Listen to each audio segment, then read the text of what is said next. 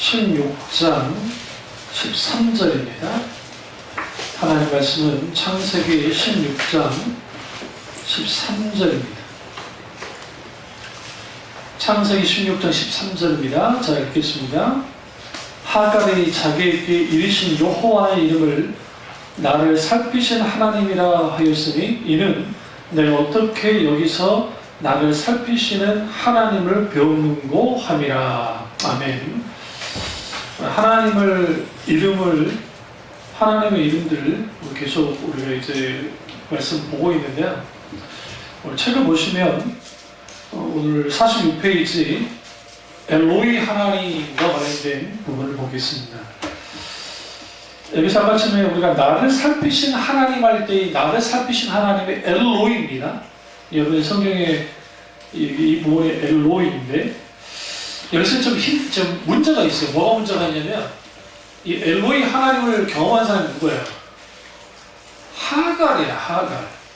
여기서 이제 우리가 좀 딜레마가 같습니다. 왜냐하면 결국은 하갈의 몸에서 이스마엘이 나오고 그 이스마엘의 후손들이 지금의 아랍이 됐기 때문에 그런 의미에서 참 이게 좀 애매하긴 합니다. 그럼에도 불구하고 하나님을 경험했다는 것이 아주 중요하고요.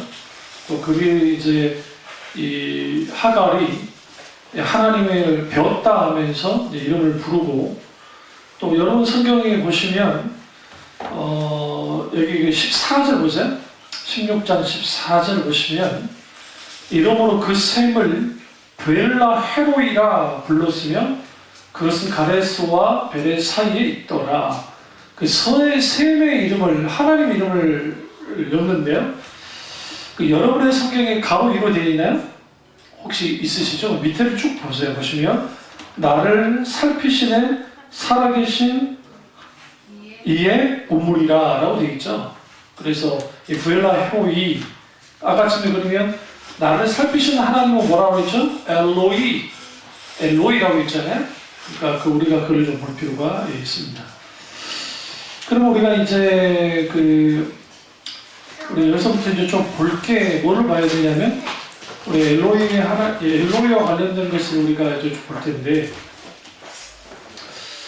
41페이지 보시면 이집트의 몸종이었던 하갈이 이제 사라를 멸시했습니다. 우리가 16장 보시면 자기가 잉태한 줄 알고 이게 뭐예요? 여인천한 거예요. 이 드라마 여인천하 보셨죠? 안 봤나요? 뭐예요? 강수현 씨하고 정인아 씨 나와가지고 메리야! 몰라요? 메리야 할 때 여인천하. 자기가 임신한 걸 알면 아주 그냥 막가파로 갑니다. 그래서 왜냐하면 총애와 또 자기 자식이 무기가 되기 때문에 아들까지 낳게 되면 이제 아이를 낳으면 모든 상황이 바뀌어질 거라 생각하는데 이건 좀 잘못이한 거예요. 그러니까 무리식으로 문화를 끼려면 하갈의 행동이 이해가 좀 돼요. 그런데 이게 아주 고대 근동의 문화에서는 이거는 아주 웃기는 일이에요. 왜 그러냐면 하갈이 얼마나 당찬 여자인지를 알 수 있어요. 하갈은 이집트 여자입니다. 그러니까 이집트 문명권에 있었던 여자예요. 근데 이집트이든 고대 근동, 지금 현재 고대 근동이든 첩으로 줬던 노예가 아무리 자식을 낳아도 그 노예가 낳은 자식은 절대로 그 첩의 자식이 될 수 없어요. 그러니까 내 친자식이라 할지라도 그 모든 자식은 누구에게냐? 본처의 자식이 됩니다. 그래서 자기를 주장할 수가 없어요. 그러면 하갈이 이제 사라를 멸시했는데 그러면 아브라함이 몰랐을까요?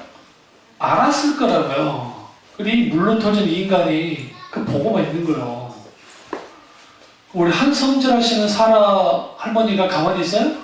두고 볼 수 없지. 그래서 이제 이거 와 너 그래갖고 이제 아주 지려밟습니다. 얼마나 지려밟았는지 사라를 피해서 도망쳤어요. 사라가 학대한 거예요. 그러니까 이 하갈이 어떤 착각을 했냐면 아브라함이 그냥 지켜만 보니까 내가 한번 해도 되는가 보다 라고 했는데, 고대 근동에서의 문화라는 게 사라가 그 하가를 죽여도 돼요. 뱃속에 애가 있어도 죽여도 돼요. 그 애가 태어나도 죽여도 돼요. 죽여도 돼요. 그러니까 충분히 사라가 그냥 학대한 거 아니에요. 죽이려고 학대한 거예요. 이때 쫑팽이인 아브라함이 나서지 못합니다. 둘 사이에 끼어들지 않죠. 아주 지혜로운 거지. 너희들끼리 해결해라고. 그러니까 아브라함은 가만히 있었고 그렇게 합니다. 그러니까 이제 거의 죽기 일보 직전까지 몰리니까 도망친 거예요. 살기 위해서. 그리고 그가 도망쳤을 때에 여호와의 사자, 천사가 그녀를 만나줍니다. 그리고 그 천사가 이제 복종하라고 분명하게 말하죠. 그래서 이제 그 관계가 분명하게 설정이 되어져요.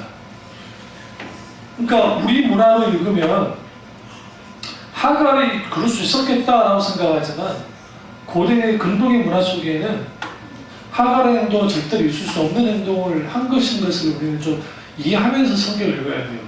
그러니까 우리 관점에서 읽어버리면 이게 이상하게 되니까 분명히 볼 수 있고, 조금 다른 예로 그 와스디라고 하는 아하수에로 왕의 왕비였다. 그 와스디가 그 아수르 왕이 이제 내가 자체를 버렸는데 좀 나와달라 했을 때 와스디가 거부하잖아요. 거부해서 이제 그 여자를 폐위를 시키거든요. 이제 요즘에 페미니즘들이 그 와스디를 아주 높여요. 진정한 현대인의 여성상이다 하면서 높이는데, 고대 사회에서 여왕이라 할지라도 그 황제의 명령을 거부하면 죽여도 돼요.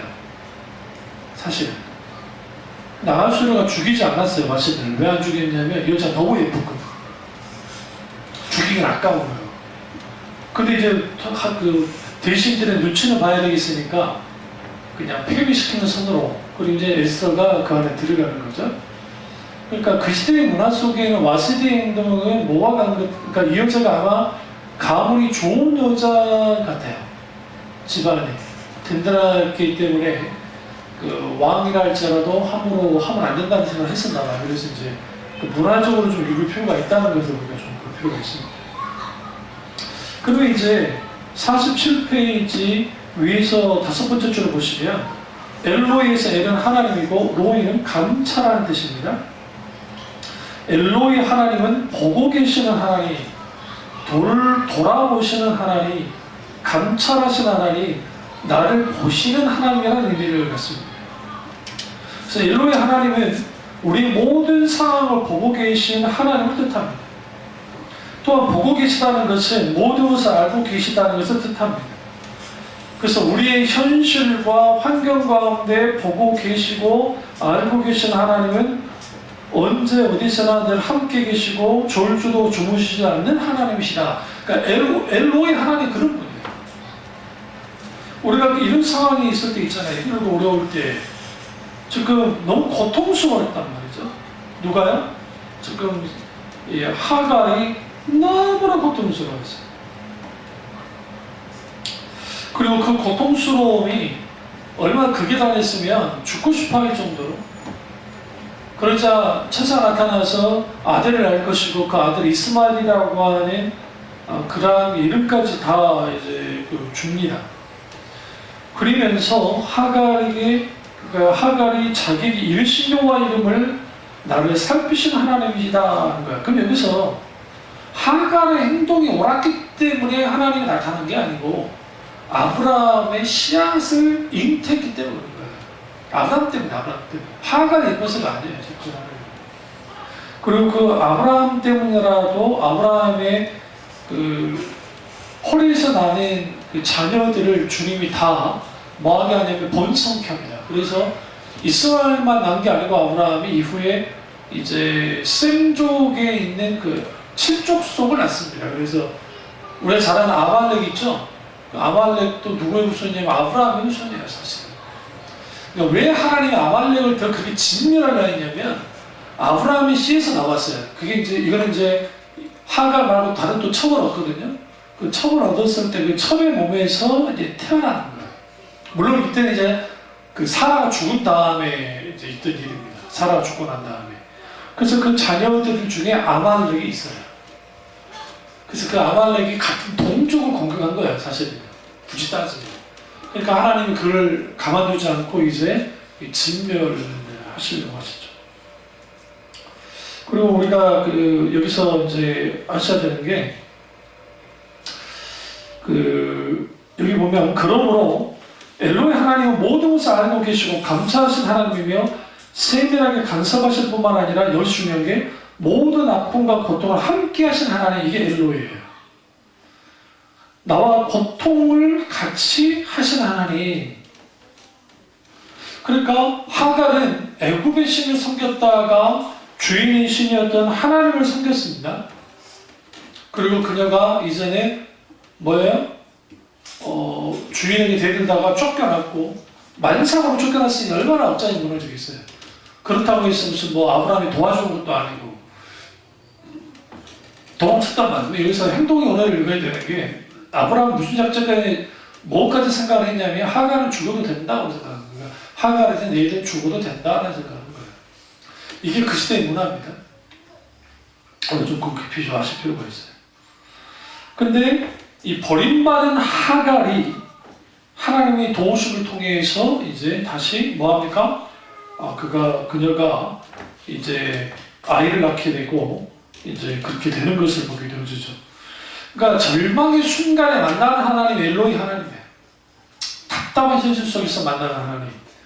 그 하나님이 우리를 도와주시는 거예요. 근데 그 여기서 이제 여기 보시면, 저도 여기도 썼는데요. 47페이지 두 번째 줄 보시면, 밑에서 두 번째 줄 보시면, 우리도 광야 같은 상황과 사건을 만날 때 절망할 수 있습니다. 이런 상황을 만나면 하나님 어디 계시며 왜 우리를 도와주지 않는지에 대한 강한 의문이 들 수 있습니다. 뒤로 보시면 48페이지, 그러나 하나님은 항상 우리 곁에서 우리의 부르짖음을 보고 들을 준비를 하고 계시는 하나님이십니다. 그리고 엘로이 하나님은 지금도 우리 형편을 아시고 우리 곁에 감찰하신 하나님이십니다. 그러니까 우리가 앉고 일어서는 거, 우리 찬양 가운데 새벽 날개 치며 뭐 바다 끝에 거해도 주님이 다 하신다 해서 이게 엘로의 하나님이에요. 감사하시는. 어디 있든지, 광야에 있든지 산에 있든지 바다에 있든지 바다 끝에 있든지 세상 끝에 있든지 어느 곳에 있든지 주님은 뭐 하세요? 예, 감찰해 주십니다.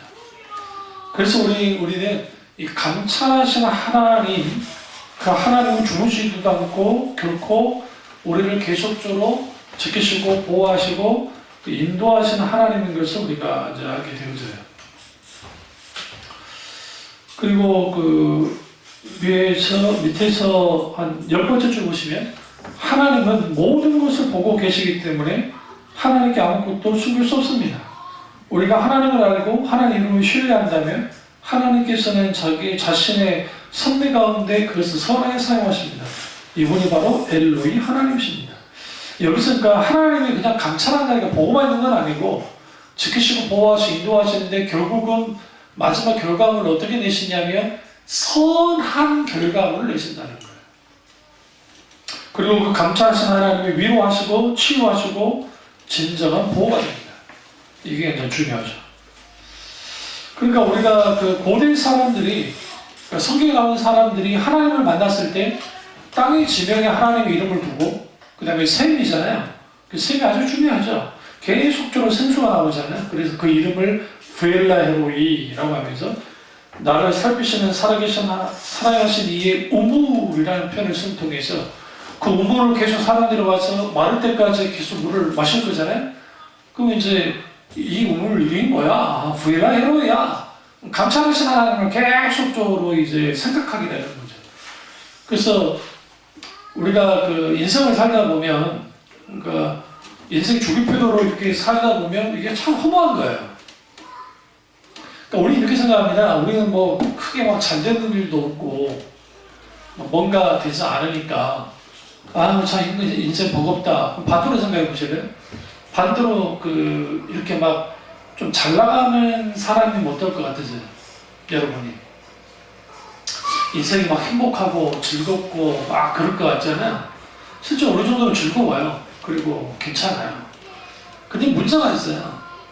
하나님을 뺀 인생이라는 것이 그 사람이 돈으로 예를 들어 뭐 자신의 어떤 행복을 사고 살 수 있을지 모르지만 결국 마지막 인생이 허무하다는 걸 느껴요. 왜냐하면 근본적으로 인간은 하나님을 떠나서는 살 수 없는 존재예요. 원래 창조 하나님이 창조하시는 원래 그 자체가 그래요. 그런데 인간이 하나님을 떠나서 살잖아요. 그리고 그 기쁨을 가지고 살잖아요. 그래서 그 쾌락을 느끼고 뭐 술이든 뭐 마약이든 뭐 스포츠든 어쨌든 쾌락을 즐기면서 산단 말이에요. 그러니까 하나님을 떠나서 사는 즐거움을 어느 정도 느껴요. 막 느끼고 기뻐요. 그런데 어느 시점 되어지면 인간은 그런적인 그 상실감을 갖습니다.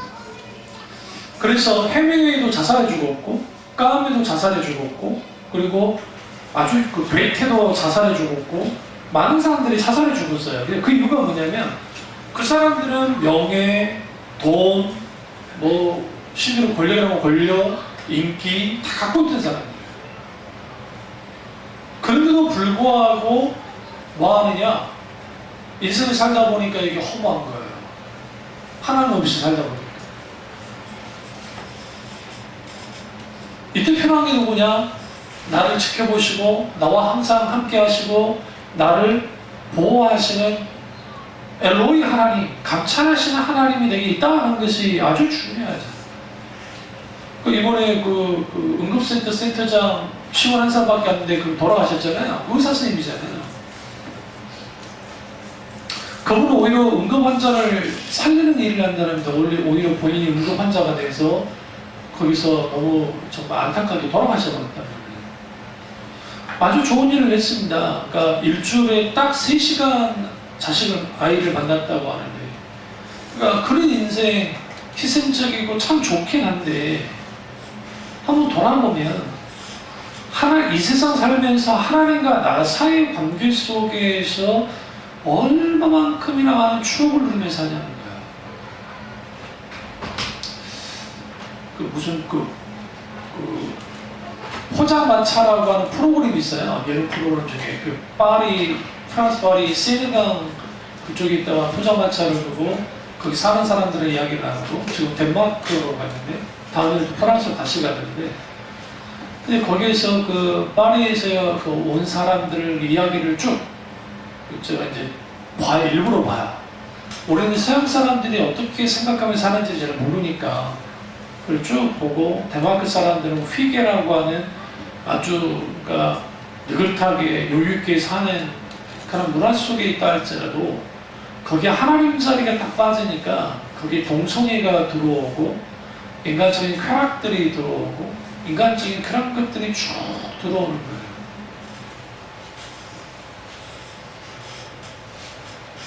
돈 걱정하지 않는 대신에, 예를 들어 거기는 이제 그게 잘 되어 있으니까 돈 걱정하지 않는 대신에 하나님 생각을 않고 살아요. 차라리 우리 가운데 우리의 어떤 결핍이, 우리의 좀 부족함이 오늘 어떤 면에서는 하나님 앞에 감사한 게 될 수 있어요. 내가 원하는 대로 다 이루어져 봐야 하나님을 절대로 의지하지 않아요. 정말요. 내가 하고자 하는 일들이 다 이루어져야, 그러면 뭐하러 하나님께 기도하겠어요? 물론 기도는 그런 게 아니지만, 기도는 하나님과의 친밀한 교제 속에 있는 대화이긴 하지만, 많은 사람들이 우리 없음의 문제를 가지고 난 좀 있었으면 좋겠다라고 생각해요. 우리 이런 가정을 하죠. 내게 내 통장에 은행 잔고 10억이 있고 내가 살고 있는 집에 한 50억 정도 되고, 그리고 좋은 차에 연봉 적어도 한 1년에 1억 5천에서 2억 정도 버는 그런 사람으로서 산다면 얼마나 좋을까? 누구나 생각지 않습니까? 그거 하는 거 어렵지 않아요. 선거 나가세요. 국회의원 하면 한 1억 5천 벌어요. 여기서 한 적이 있다는 거? 선거가 떨어지면 패가 망신, 선대까지 패가 망신한다는 거. 그거 하나 빼놓고는 국회의원만큼 좋은 게 없어요. 그러니까 그런 것들을 통해서 사람들이 인생을 살려고 그러죠. 문제는 뭐냐면 거기 안에 하나님이 계시지 않으면 아무 쓸모없어요. 이번에 스카이캐슬의 여러분 마지막 회가 아주 웃기게 끝났잖아요. 다 개들도 아니고 개가 천선을 다 하셔가지고 그렇게 한다고 그래요. 우리나라 드라마나 영화의 가장 큰 약점이 엔딩이 약해요. 엔딩이 좀 부족해. 우리는 다 해결을 해야 돼. 막장 드라마의 힘이 뭔지 아세요? 다 막장 왔다 갔다 마지막 회는 다 선한 사람이 되어버려요. 니도 착하고 나도 착하고 니도 개같쳐서 나도 개같쳐서 이게 막장의 원리예요. 사람들 그걸 보고 박수 칠까요? 그러지 않은, 그래도 박수 치겠죠. 근데 그런 인생 없다고요. 솔직히 없어요. 하나님과 함께하는 거. 하갈이 실수했고 잘못된 일을 했고 쫓겨났습니다. 우리 이렇게 생각해요. 내가 뭔가 잘못하고 쫓겨났는데 하나님은 나를 거들떠보지도 않을 거라는 생각하잖아요. 그렇지 않아요. 하나님은 더 거들떠봐요. 아프니까. 아픈 손가락이 있거든요. 그리고 탕자의 비유에서 아버지가 기다리잖아요. 그게 엘로이예요. 엘로이 하나님이기 때문에 그러고 있는 거거든요. 기다리고 계세요. 계속 지켜보고 있는 거예요. 언제 오기를. 그 아들이 내게 빨리 오기를 원하시죠. 그걸 우리가 분명히 알 수가 있습니다. 그 다음에 48페이지 여호와 이레인데 우리가 이 설교는 제가 하도 많이 했기 때문에 빨리 가도록 하겠습니다. 49페이지 밑에서 8번째 보시면 이레는 히브리어로 일에라는 말로 라라고 하는 동사의 미완료형이라고 했죠. 그래서 이 동사는 왕 또는 하나님의 얼굴을 보다, 빛 또는 해를 보다, 존경하다, 제공하다, 인식하다, 이해하다, 알다, 감찰하다, 만나다, 분별하다, 준비하다 뭐 이런 의미를 갖고 있어요. 이건 뭐냐? 곧 여호와 이레는 가장 거룩한 하나님께서 우리의 모든 것을 감찰하시고 준비하여 주실 것이다. 혹은 하나님이 미리 알고 준비할 것이다 라고 볼 수 있습니다. 이 밖에도 여호와께서 그 자신을 나타낼 것이다 라고 해석할 수 있고요. 그리고 또 다시 살펴보면 하나님이 미리 본다, 미리 준비한다 라는 의미도 있습니다. 제가 아마 여기 뒷부분에 있네. 그런 의미도 있고, 이제 뒤로 가시죠. 이건 다 우리가 아니까. 52페이지 보시면 52페이지 51페이지 밑에서 네 번째 주고 여호와 이레의 하나님은 준비하신 하나님 뜻뿐만 아니라 공급하신 하나님 뜻하는 거예요. 다윗에게 하나님이 공급의 근원자로 적극적으로 개입하시자 다윗은 자기 섬기는 하나님을 살아서 역사시대에 공급하신 하나님을 분명히 알았습니다. 그래서 이 공급하시다라고 하는 이 부분이 여호와 이레라고 하는 그 단어 속에서 공급하다라는 의미가 있어요. 그래서 미리 준비한다, 예비한다 의미도 있지만 공급한다는 의미가 오히려 더 강하다고 좀 말씀드렸죠. 한국 교회에서 여호와 이레를 그냥 준비하신, 예비하신 하나님 정도만 이해하는데 그거로는 부족하고요. 반드시 그 동시에 공급하신 하나님인 것을 우리가 분명히 알 필요가 있습니다. 56페이지 밑에서 두 번째 보면 라틴어로 공급하다 그랬죠. 프로비데.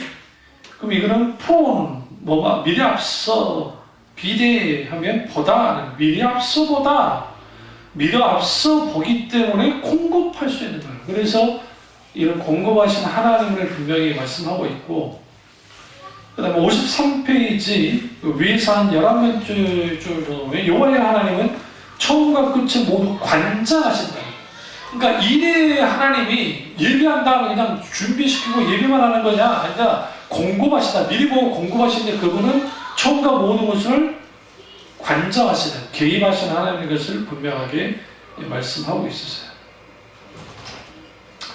그리고 그 겸손한 자들, 가난한 자들을 먹이신 하나님의 공급하심을 분명하게 다윗이 알았다고 표현하고 있고요. 그래서 그 여호와 이레라고 하는 표현이 우리가 알듯이 그 창세기 22장에 있는 22장 14절에 있는 모리아산에서 여호와 이레만 있는 것은 아니고 오히려 다윗이 이제 그 광야에서 막 고통을 당하고 하면서 뭐 피해 다니고 하나님의 공급을 계속 이제 경험하잖아요. 그러면서 그가 여호와 이레 하나님을 충분히 경험하기 시작해요. 그러니까 이제 그 대부분이 성경 공부를 할 때 그 하나님 이름 할 때 여호와 이레 편을 공부를 하면 대부분 여호와 이레로 끝나요. 그냥 창세기 가지고 예비하시고 준비하신 예문 하나님 정도로 아는데 그는 이제 한 부분만 모르는 거고 실질적인 것은 미리 그러니까 라틴어의 말처럼 라틴이 미리 보는 자, 미리 보기 때문에 공급하잖아요. 그래서 미리 보기 때문에 공급하시는 하나님이 다윗에게 엄청나게 나타나요. 여호와 이레 하나님.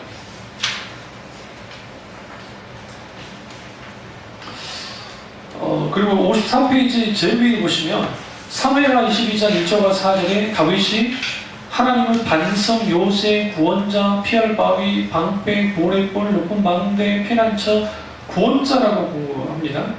이는 여호와 이레라는 공급자이신 하나님 이름 안에 모두 포함돼요. 무슨 아시죠?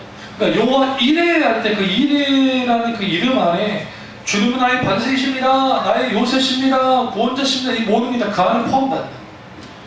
그러니까 우리가 그 성경을 이해할 때에 하나님 이름을 이해할 때에 그 여호와 이레라고 하는 것이 단순히 하나님이 준비하신다, 예비하신다 뭐 그 정도가 아니고 하나님 그분이 공급할, 왜 공급할 수 있어요? 여러분 부모님이 부자이기를 원하지 않아요? 나는 우리 아버지, 우리 어머니가 부자였으면 얼마나 좋았을까? 근데 여호와 이레는 뭐 하게 해주셨어요? 하나님이 부자시다, 하나님이 부요하시다는 것을 먼저 전제하는 거야. 하나님이 부요하시기 때문에 공급하시고 부요하시기 때문에 우리에게 모든 것을 예비하십니다. 실제로. 그러니까 우리 육신의 부모님이 부자여도 혹은 할아버지 할머니가 부자여도 그 부자인 것이 힘이 되잖아요.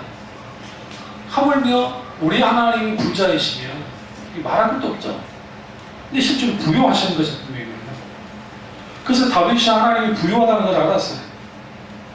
하나님은 살아계시고 부요하시다는 의미가 여호와 이레라는 이름 안에 충만히 들어있는 걸 다윗이 알았어요.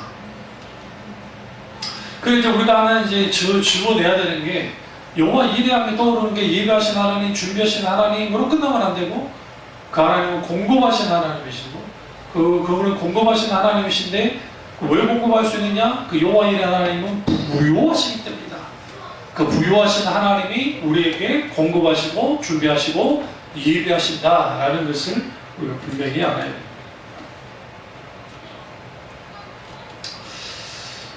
그리고 그 53페이지 밑에서 그 성경 있죠? 시편 22편 9절과 10절을 보시면 오직 주께서 나를 모태에서 나오게 하시고 내 모천의 젖을 먹을 때에 의지하게 하셨나이다.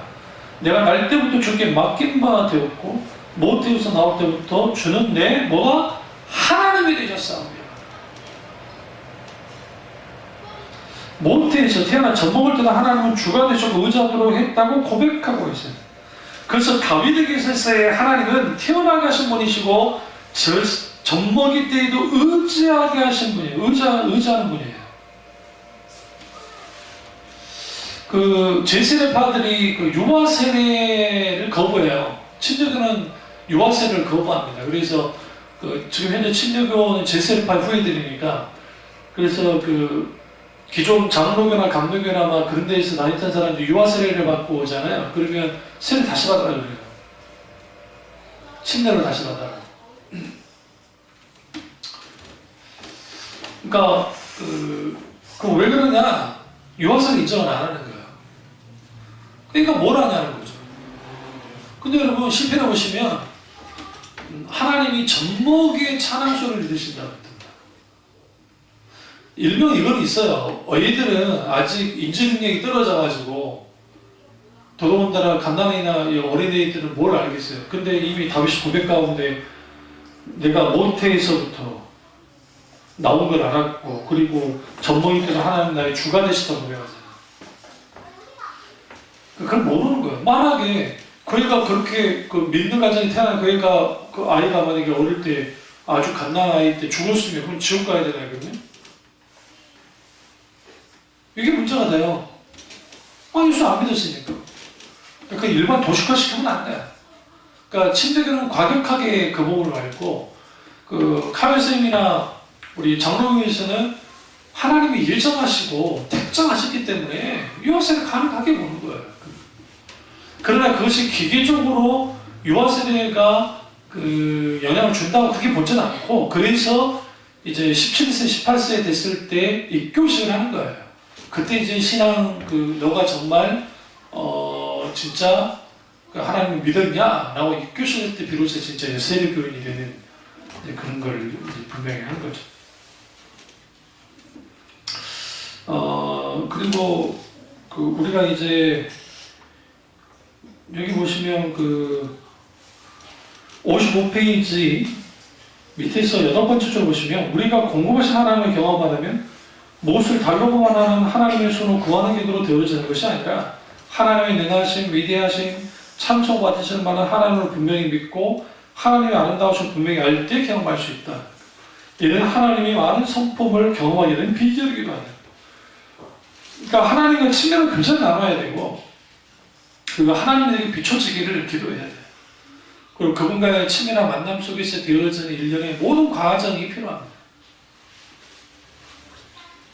그리고 또 하나는 뭐냐면 55페이지 밑에서 세 번째 보면, 하나님은 우리의 시간과 공간에 갇혀 있지 않다. 이게 있는 중이에요.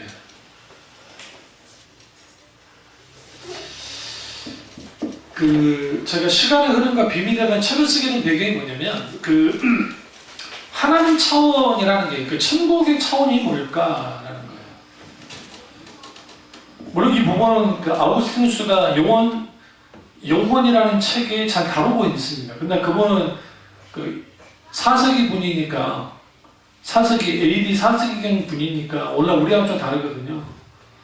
그러니까 제가 이제 이 부분을 묵상을 쭉 하면서 고등학교 3학년 아니죠. 그게 아니고 학부 1학년 때군요. 이제 방학이라 집에 잠깐 내려가 있었는데, 집에 내려가서 광주에 내려가서 여름이었죠, 당연히. 그래서 쭈쭈 하나 물고 이제 차를 타려고, 버스를 타려고 이제 딱 그렇게 앉았었는데, 옛날에 거기 위에 뭐 창도 없고 그냥 그렇게 앉는 거예요. 햇빛이 막 비추는데, 그 전부터 이제 그런 연구는 하고 있었습니다만, 갑자기 시간의 흐름과 뭐 비밀, 이게 갑자기 확 몰려왔어요. 갑자기 쭉 치면서. 그걸 이제 머리로 막 생각하니까, 내가 머리가 그렇게 좋은 사람이 아닌데 어마어마한 것들이 막 정리가 되기 시작하면서 영혼성의 시간이라든지 이런 것들에 대한 것을 이제 과거, 현재, 미래, 그리고 그래서 이제 제가 만드는 용어가 있어요. 용어를 이제 제가 그래서 생각이 나고, 그래서 이제 그걸 가지고 쭉 쓴 게 이제 시간의 흐름과 비밀이에요. 근데 그게에서 하나님의 시간은 하나님의 시간 자체에 머물러 있지 않기 때문에, 그래서 하나님은 어떤 공간과 시간에 지배받지 않아요. 그래서 하나님이 우리에게 다가오실 때는 하나님은 영원한 현재로 다가와요. 영원한 현재로. 하나님 우리에게 다가오실 때. 그러니까 우리는 100년, 100살 이상 살기가 쉽지 않잖아요, 솔직히. 우리 교님이 그러더라고, 자신있게. 난 자기는 오래 살 거래. 우리 집안의 DNA가 좀 오래 살잖아. 그러고 있어요. 근데 속으로, 우리 집 오래 사나? 응? 뭐 장모님 쪽에 그쪽 가기는 오래 사셨죠. 저기 사실 수 있었죠. 할아버지가 그 사고만 안 했으면 100세 넘으셨을 테니까 분명히. 그러나 우리 안씨 집안 쪽은 또 이게 조금 생각해볼 문제인 게 우리 할아버지 할머니들은 진작에 돌아가신 거예요. 언제 돌아가신 거예요? 모르고. 그러니까 워낙 오래 살아봤자 100살 이상 살기 쉽지 않잖아요. 어떤 면에서는 우리가 서글퍼지는 거죠. 연세 드신 분들이 왜 서글퍼져요? 아, 내가 살 날이 그렇게 많지 않았구나 라는 생각을 하니까. 그러지 않을까요? 사춘기 때만 좀 죽음에 대한 생각을 하지 나이 들기 전까지는 그렇게 크게 생각지 않는답니다. 그러나 사실 인간은 한 시점에 와서 그냥 그러고 가는 거예요. 그러고 가고 그러고 가는 거예요. 근데 하나님은 우리를 찾아오실 때 영원한 현재라는 곳을 찾아오셨는데 우리는 과거, 현재, 미래라고 이런 시간 속에 있잖아요. 그 시간 속에 그 주님이 들어온 게 예수리도의 구속의 시간이에요. 그리고 여기 영원이라는 시간이 생겨났고 제 소설에도 그래서 그러한 그 시간, 저한테 시간에 관련된 걸 쓰라고 하면서 아주 잘 쓸 수 있는 게 이미 그런 그 글들을 다 해봤기 때문에 있는 거죠. 그러면 하나님은 시간과 공간에 갇혀 있지 않아요. 이건 뭘 말하냐면 우리의 과거와 현재와 미래를 다 하나님 알고 계시고 그 알고 계신 하나님 우리에게 공급할 때는 그것이 최선이라는 거예요. 분명히 최상이고 근데 우리는 그게 아닌 거죠. 만약에 우리가 뭔가를 원해가지고 뭔가를 추진했는데 안 될 수 있잖아요. 우리 안 되면 실망이야. 안 되면 실망이야. 우리 아들여서 이번에 입시 그 과정을 보니까 그렇게 성경 잘 읽던 녀석이 안 읽더니 이제는 세상 말을 똥쪽에 타니까 성경 읽기 시작하는 거예요. 우리 딸보다 낫지. 우리 딸은 그냥 한결 같으니까. 근데 우리 아이는 성경을 읽더라. 그리고 이제 표정을 보면 계속 불안이 있고 기도하는 거죠. 근데 원하는 대로 딱 해주면 얼마나 좋겠어요, 하나님. 그렇지 않을까요? 근데 하나님은 그걸 막으실 때 있어요. 우리 딱 한 명 막혀가지고 모두 거기를 못 갔어요? 그럼 그것이 하나님이 막았다고 봐야 돼요. 왜냐면 작년은 그러진 않았거든요. 그럼 왜 하나님이 막았을까? 여기 뜻이 있어요. 지금 우리는 몰라. 그런데 세월이 좀 지나보면 그게 왜 하나님이 막았는지를 알게 됩니다. 그 막은 것도 은혜인데 우리는 되는 것만 은혜라고 하니까 그러니까 공부하시는 하나님은 마음껏 누리지 못해요. 우리 민준이가 왜 파생일 때 였을까? 응? 응?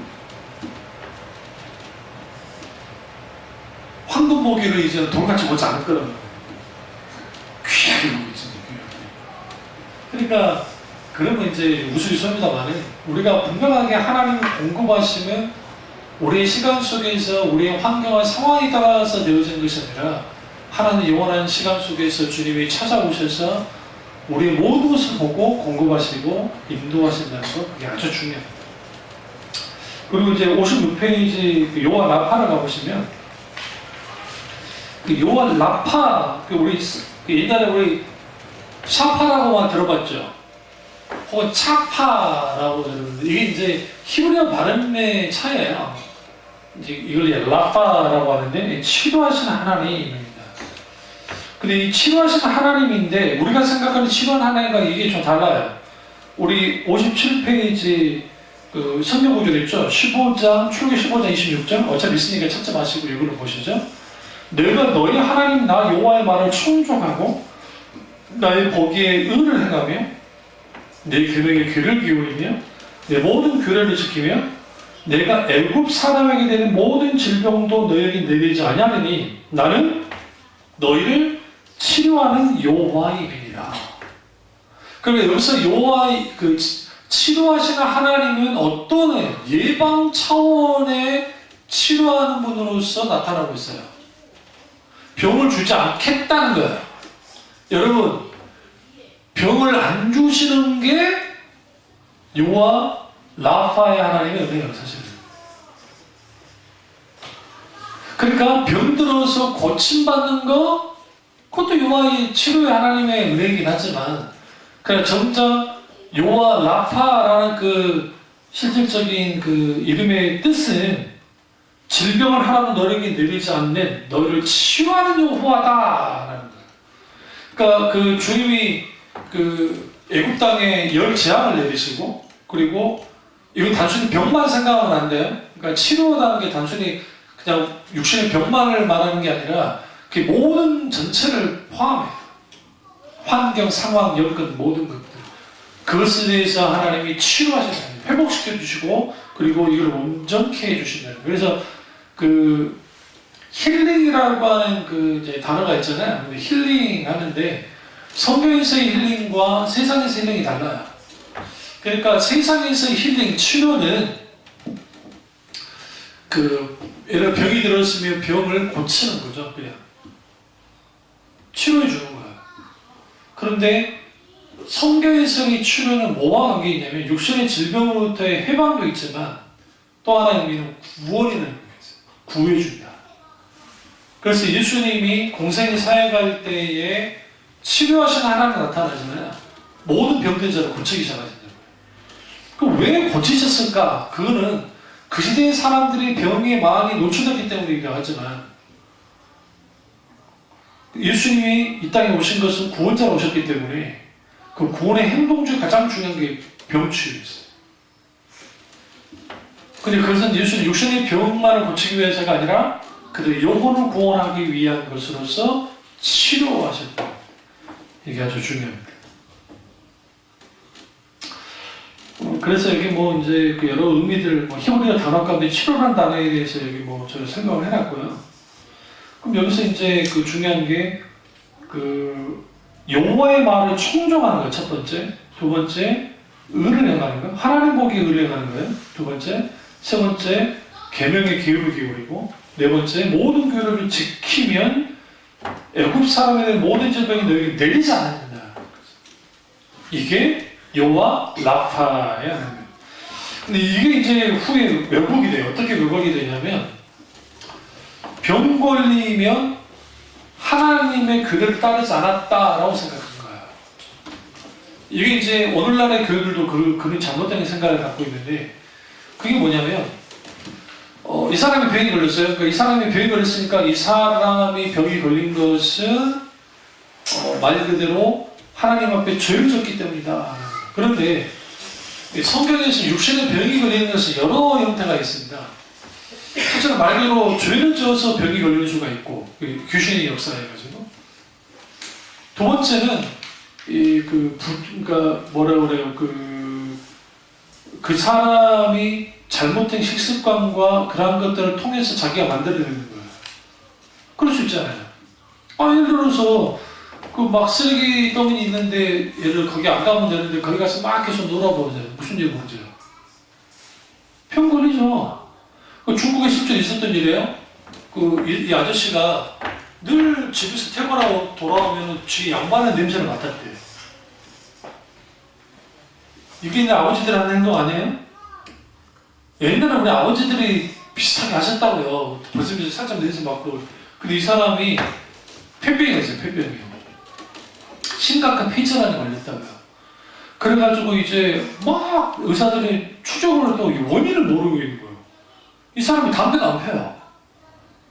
암은 아닌데 왜 이런 표질환이 있을까? 그리고 그 안에 막 조사하는 거기 박테리아가 막 있는데 이런 박테리아가 일반적으로 이런 데 있지 않아요. 그래서 이제 쭉 물어보다가 그냥 이 양반이 나 이제 늘 그 집에서 들어오면은 이걸 맞습니다.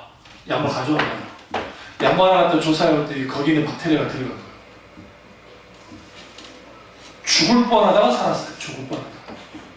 그러니까 여러분 한 20년 동안 양말을 맡으면 그 질환이 걸릴 수 있다는 거예요.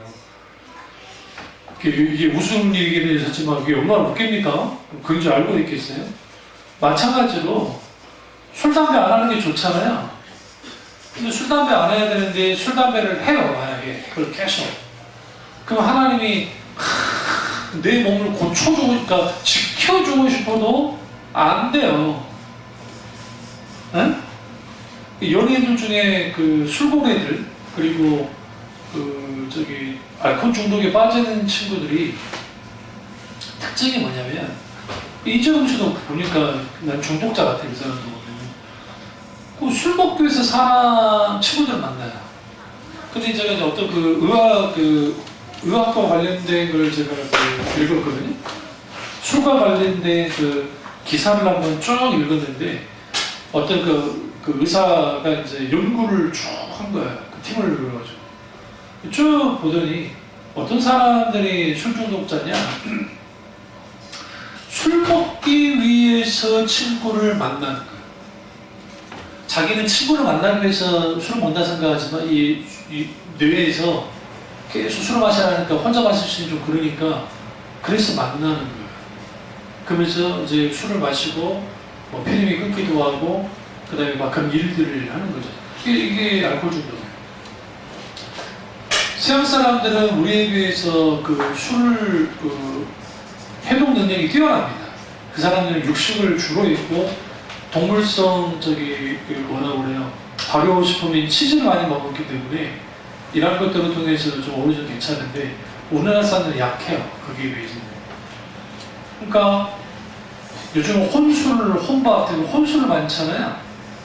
뭘 가장 조심해야 되냐면 밥 먹을 때 반주로 먹는 사람도 있죠. 100% 이런 사람들은 알코올 중독으로 갑니다. 제 말은 아니고 의사 선생님들만. 왜냐면 이게 습관이 되어버리면 우리는 포금 안 하면 괜찮을까 생각하는데 한 잔의 술이 계속적으로 매일매일 술이 되잖아요. 그러면 그게 엄청난 힘을 주고 강력한 힘을 발휘하고 우리가 술을 먹었어요. 얘들아 많이 만취를 했잖아요. 그 뇌가 언제 깨어날 것 같아요? 간은 24시간 정도 되면 대부분 깨어나요. 그리고 뇌는 언제 깨어날 것 같아요? 무슨 것 같아요? 제가 그거 충격받았는데 8일입니다. 8일.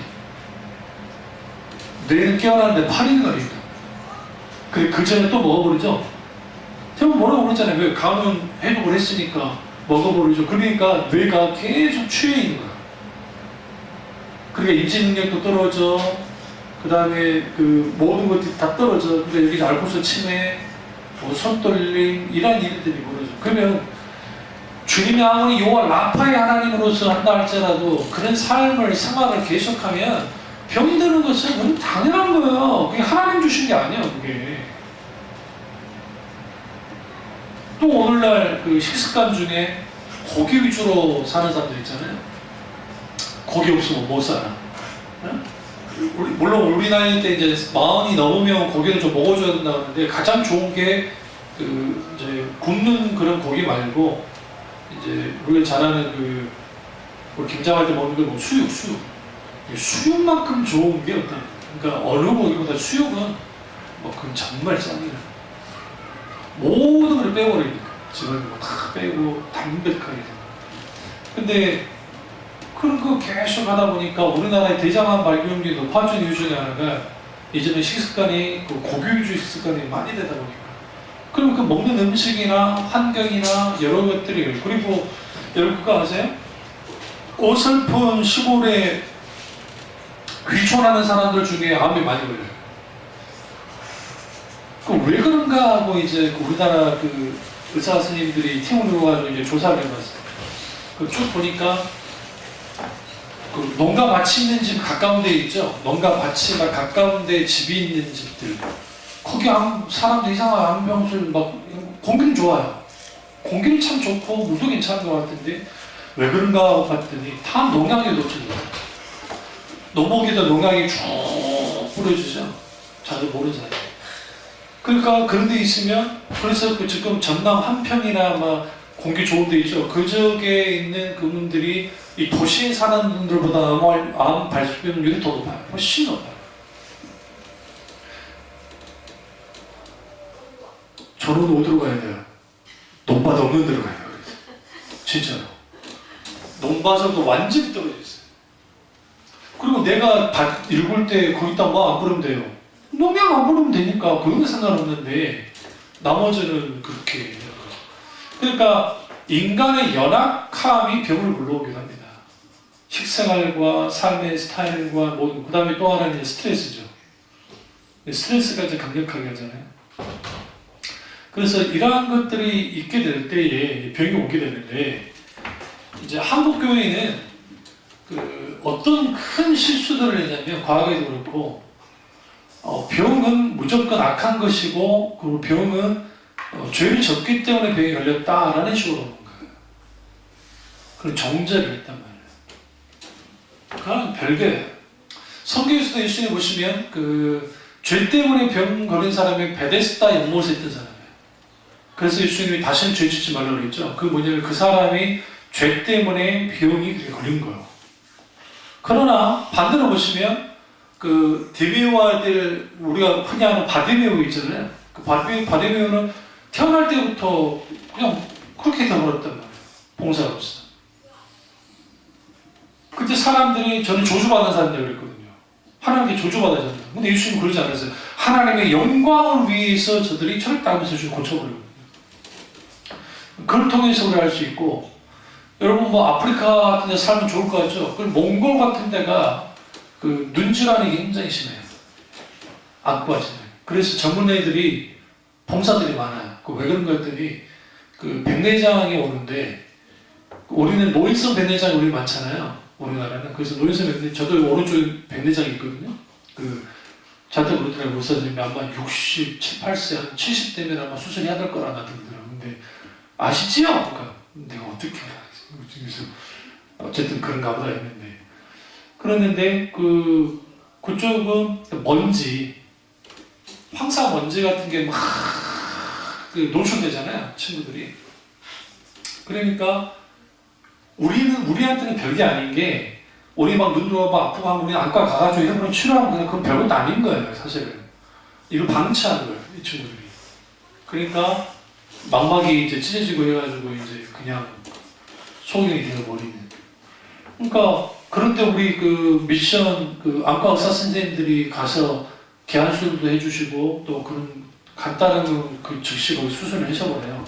거기 이제 사람들을 막 도와주거든요.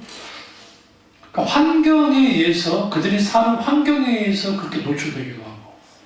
그러니까 예수님 당시에 그러니까 눈질환 환자가 많을 수밖에 없었던 이유는 뭐냐면, 예수님이 살고 있는 그 환경이 다 황무지, 바람이 계속 부는 곳이기 때문에 그럴 수밖에 없어요. 실제로. 그리고 또 하나는 수인성제나, 그러니까 물이 깨끗하지 않기 때문에 그와 관련된 질환들이 많은 거예요. 그럼 여기서 하나 아셔야 되는 게, 그럼에도 불구하고 하나님은 광야에서 이스라엘 백성을 지켰다는 거야. 여호와 라파의 하나님, 그들에게. 생각해보세요. 300만 명이 40년 동안 광야에 살았어요. 거기에 상하수도 시설도 없고. 생각해보세요. 그들이 먹고 싸는 게 얼마나 대단하고 얼마나 많았겠어요. 그거 어떻게 처리하겠어요? 생각해보세요. 그리고 그들이 물도 없는데 어떻게 샤워를 할 것이며 씻을 것이며 뭘 어떻게 하겠어요? 근데 하나님이 그런 상황 속에도 그들이 병으로 죽었단 말이 성경에 전혀 없어요. 하나님이 쳐서 막 그게 전염병으로 죽이긴 했지만 사실상 뭐예요? 그들이 하나님의 보호를 받았죠. 그러니까 여호와 라파의 하나님은 그거예요. 우리를 지키시고 보호하시고 인도하시는, 특별히 병으로부터 우리를 뭐 하시는, 지키시는 하나님, 그분이 여호와 라파의 하나님이고, 또 하나는 우리는 이제 이걸 치료의 하나님이라는 것을 우리는 좀 어떻게 또 너무 좀 짧게 이해하는데, 그럼 여기서 이제 정리 좀 해드릴게요. 하나님의 규례를 지키고 하나님의 명령을 따르며 하나님이 애굽에 있었던 병에 걸리지 않게 하시고 우리의 병으로부터 보호하시는 하나님이 첫 번째 치료 하나님이고, 두 번째는 말 그대로 진짜 치료하는 거예요. 병으로부터 자유케 하는 게 치료의 하나님이고, 또 세 번째는 뭐냐면 이게 새 일을 행하는 하나님이에요. 그 부분은 사람들이 많이 보지 못해요. 58페이지 보시면, 그러니까 회복하는 거였어요. 회복시키는 하나님이 라파의 하나님이에요. 그게 위에서부터 7번째 보면 궁극적으로 예수 그리스도가 재림하실 때 아담의 타락으로 저주받고 하나님을 대적하는 어둠의 세력으로 인해 더럽혀진 땅과 하늘은 새하늘과 새 땅으로 회복됩니다. 이 모든 것을 하나님께서 행하신 새 일이라고 표현하고 있습니다. 이것이 곧 여호와 라파의 하나님이십니다. 그러니까 하나님은 우리에게 모든 회복하잖아요. 그 회복하는 모든 행동이 치료하는 하나님에서 나타나는 거예요. 그러니까 육신의 질병만이 아니라 내 사업이 만약에 거의 무너지기 일보 직전에 다시 회복됐잖아요. 그게 하나님이 치유한 회복함에 여호와 라파의 하나님의 은혜가 있는 거예요. 내 인생이 다 무너진 줄 알았단 말이에요. 그런데 하나님 은혜 가운데 내가 다시 회복됐잖아요. 여호와 라파의 하나님이 우리를 회복시켜 주신 거죠. 그래서 그런 부분이 있는 거예요. 그래서 새 일을 행하시는 하나님과 관련된 게 있고, 그 다음에 59페이지에 잘 제가 이제 설명을 해놨는데, 그게 뭐냐면, 좀 보세요. 여기서부터. 여호와 라파의 하나님은 작게는 날마다 지은 죄로부터 우리를 분리되게 하시고, 크게는 죄로 물든 옛사람을 회복시키십니다. 그러니까 죄로부터 멀어지게 하는 것도 라파의 하나님 은혜이고, 그리고 옛사람을 회복시키는 게 치료의 하나님으로서 나타나는 것이고, 한마디로 치료하는 하나님이라는 말 속에는 사람과 이 땅의 죄로부터 회복하는 분, 이 치료는 구원자이신 메시아의 찔림과 상함을 통해 진행된다고 이사야 선지자가 예언했습니다.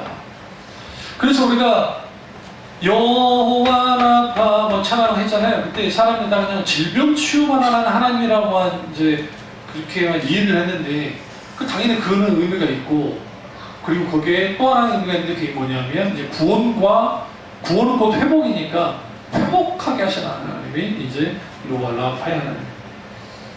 여호와 라파의 하나님은 죄인에서 의인으로, 어둠에서 빛으로, 죽음에서 생명으로 변화시키는 하나님이십니다. 무엇보다도 예수 그리스도가 이 땅에 오셔서 이사야의 예언대로 공생의 사역 가운데 많은 치유와 회복을 이루셨습니다. 그러니까 치유와 회복을 이루신 것. 그러면 예수님의 사역의 3분의 2가 치료예요, 치료. 왜 그랬을까요? 그러니까 가르치시고 전파하시는 것은 교회 합하면 3분의 1밖에 안 되고, 나머지가 3분의 2가 다 치료였어요. 그 이유는 예수님이 이 땅에 오신 목적이 관계가 있어요. 그건 뭐냐면, 아담과 하와가 타락함으로 뭐가 생겼어요? 병이 생긴 거예요. 병이 이때 들고 왔어요. 그 전까지는 병이 없어요. 병은 없었다고요. 그러니까 하나님이 인간을 창조하실 때에 완전한 인간으로 창조하셨어요. 피조물로서 완전한 인간으로 창조하셨어요. 그리고 그들은 이제 하나님과의 계속적인 친밀한 관계 속에서 그분의 권세 아래 있게 되어지면 영원한 생명을 누리는 사람들이었어요. 그리고 거기에는 뭐가 없어요? 실제로 이제 병들이 없습니다. 그 이유가 있어요. 가보시죠. 계시록으로 가겠습니다. 계시록 한 제일 뒤쪽으로 가보시면 21장